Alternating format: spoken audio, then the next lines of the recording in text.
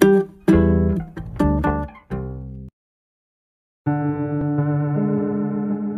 Pulau Kalimantan terdapat suku Dayak. Banyak cerita-cerita mistis tentang suku Dayak. Suku Dayak punya riwayat yang membuat Belanda kocar-kacir kalang kabut.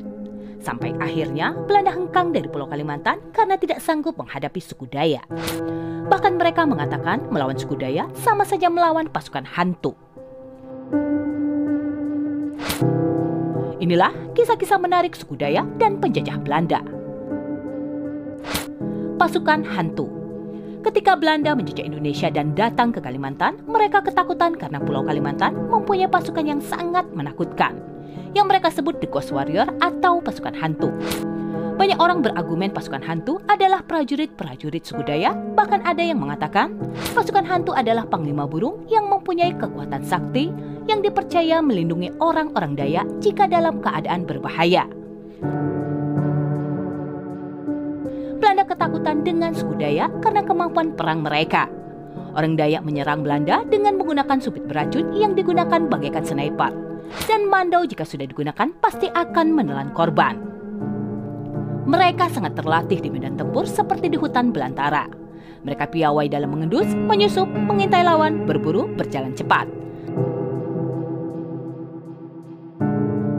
Semua dilakukan secara alami. Sementara jika peluru Belanda mengenai orang Dayak, maka korban akan sembuh dengan bantuan dukun Dayak dalam hitungan hari. Hal ini yang membuat Belanda hengkang dari Pulau Borneo.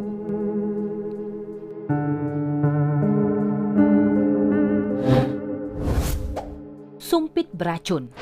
Ketika penjajah Belanda sudah mengenal teknologi pistol dan peluru, masyarakat Dayak hanya menggunakan senjata sumpit untuk melawan penjajah. Senjata ini digunakan dengan cara ditiup, senjata ini beracun dan sangat mematikan. Penjajah Belanda sering mengatakan harus berhadapan dengan pasukan hantu yang datang dengan tiba-tiba dan sangat cepat. Sumpit beracun bisa dapat melumpuhkan lawannya dengan cara cukup sadis. Anak sumpit diarahkan ke bagian leher, begitu tertancap anak sumpit, korban seketika kejang-kejang hingga tewas dalam hitungan menit.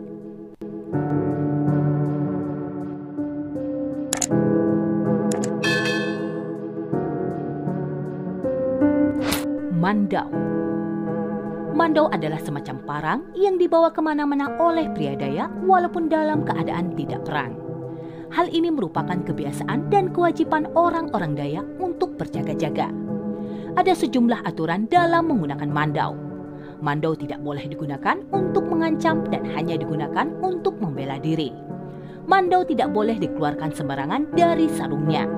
Konon, jika mandau sudah keluar dari sarungnya, mau tidak mau akan ada korban yang tewas. Banyak saksi mata yang mengatakan bahwa mandau bisa terbang dan membunuh targetnya, karena parang satu ini mempunyai kekuatan magis.